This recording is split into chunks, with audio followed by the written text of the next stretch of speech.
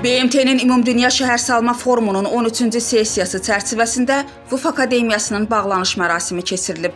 Bugün TV xəbər verir ki, mərasimdə VUF 13 iştirakçıları, rəsmilər, qonaqlar iştirak edib. Qeyd edək ki, VUF 13 mayın 17-si başlayıb.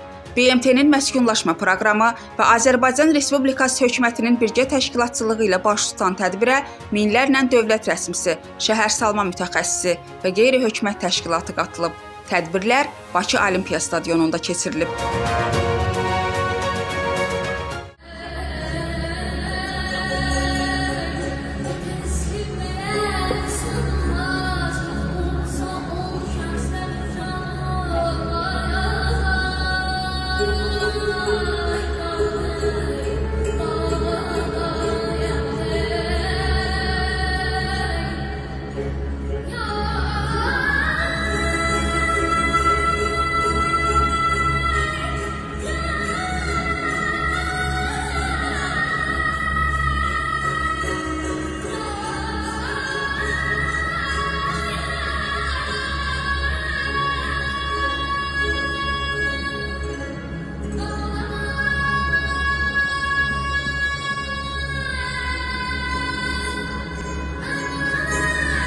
Hüsniyə Salmanova, Samir Əliyev, Bugün TV.